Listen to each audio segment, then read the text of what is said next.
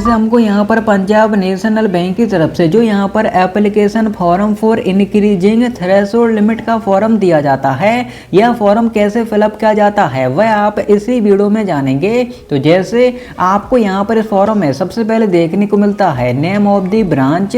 तो जैसे आपको सबसे पहले अपने ब्रांच का नेम लिखना होता है। अब जैसे हमने एग्जाम्पल के तौर पर आपको समझाने के लिए लिख दिया है। ओके, तो ब्रांच नेम जो भी आपका बैंक का पासबुक होता है उस पर लिखा रहता है। ओके, तो आप उसमें से देखकर सही से लिख दें। इसी प्रकार कस्टमर आईडी यहाँ पर अब लिखने के लिए बताया जाता है। तो कस्टमर आईडी भी आपके बैंक पासबुक पर लिखा रहता है, तो आप उसमें से देखकर लिख सकते हैं।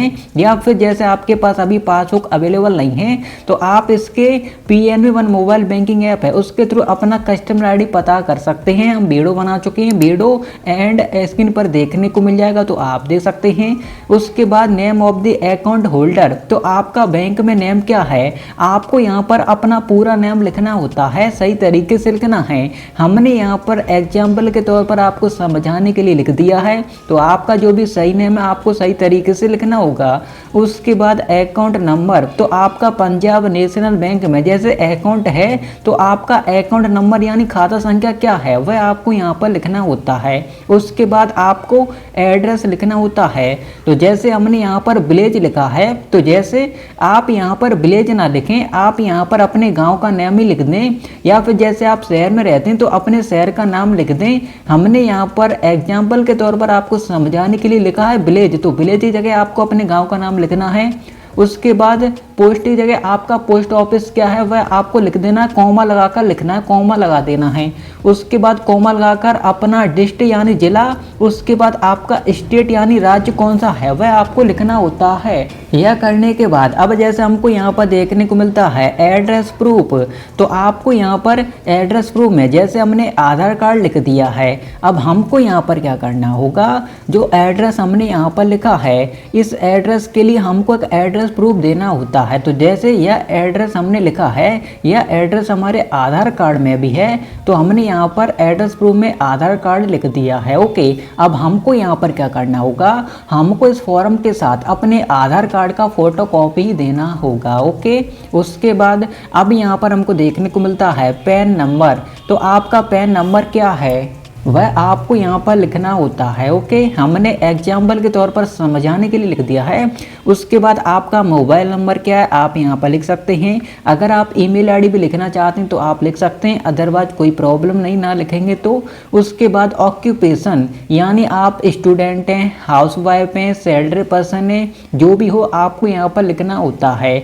अब जैसे आप स्टूडेंट हैं या फिर जैसे आप हाउसवाइफ हैं, ओके, उसके बाद आपको क्या करना होता है, यहाँ पर old annual income new annual income का ऑप्शन दिया जाता है। अब जैसे स्टूडेंट हैं या फिर हाउसवाइफ हैं तो अब जैसे उनका कोई इनकम नहीं है तो वह old annual income new annual income में क्या फिलअप करेंगे। तो आपको क्या करना है, जैसे आप स्टूडेंट हैं या फिर जैसे आप हाउसवाइफ हैं तो आपको यहाँ पर old annual income new annual income आपको उसमें कुछ नहीं लिखना, क्योंकि जैसे आपका इनकम तो है नहीं। तो आपको क्या करना, जैसे हम स्टूडेंट हैं तो जैसे हमने यह फॉर्म फिलअप करके जमा किया था तो जैसे हमने स्टूडेंट लिख दिया। उसके बाद हमको क्या करना होता है, जैसे हमको यहाँ पर बस सपोर्टिंग डॉक्यूमेंट में जैसे हमको बहुत से ऑप्शन देखने को मिलते हैं। तो जैसे आप स्टूडेंट हैं, हाउसवाइफ हैं, अब जैसे आपका इनकम नहीं है तो आपको बस डिक्लेरेशन वाले ऑप्शन पर टिक कर देना होता है, बस आपको इतना करना होता है। और यहाँ पर डेट लिखना होता है जिस डेट को यह फॉर्म जमा करें,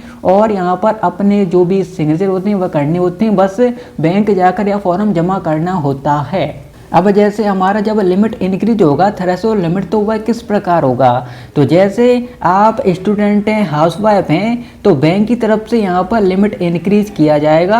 ओके, बैंक के अकॉर्डिंग लिमिट इंक्रीज होगा, यहाँ पर आप कुछ नहीं कर सकते हैं, बस आपको इतना करना होता है, आपका लिमिट इंक्रीज हो जाएगा और आप यहाँ पर कुछ नहीं कर सकते हैं। लेकिन जैसे आप सैलरी पर्सन हैं या फिर जैसे आप कोई बिजनेस करते हैं तो जैसे आप यहाँ पर लिख देंगे ऑक्यूपेशन में। ओके, उसके बाद अब जैसे आप सैलरी पर्सन हैं या फिर जैसे आप कोई बिजनेस करते हैं, आपका कोई इनकम होता है तो पहले आपका उस सैलरी से कितना इनकम होता था एनुअली वह आपको यहाँ पर लिखना होता है सालाना। उसके बाद अब कितना होता है वह आपको यहाँ पर एक्सप्लेन करना होता है। और जैसे आप ITR फाइल करते हैं तो आप यहाँ पर टिक कर सकते हैं, यह उन्हीं को करना। जैसे अगर कोई सैलरी पर्सन है इनकम करते हैं उन्हीं को यह फिलअप करना होता है। ओके, जैसे फिलअप कर दिया उसके बाद अब यहाँ पर क्या होगा, जैसे पहले आपका सैलरी से कितना इनकम होता था, अब कितना होता है, तो जैसे आप यहाँ पर लिख देंगे तो जो भी आपका नया एनुअल इनकम होगा उसी इनकम के अकॉर्डिंग लिमिट इंक्रीज किया जाएगा। ओके, तो यहाँ पर इस तरीके से फॉर्म फिलअप करना होता है और यहाँ पर नीचे डेट और यहाँ पर सिग्नेचर में अपने सिग्नेचर करने होते हैं। बस यहाँ पर फॉर्म फिलअप होकर तैयार हो चुका है। अब आप इसको बैंक जाकर जमा कर सकते हैं।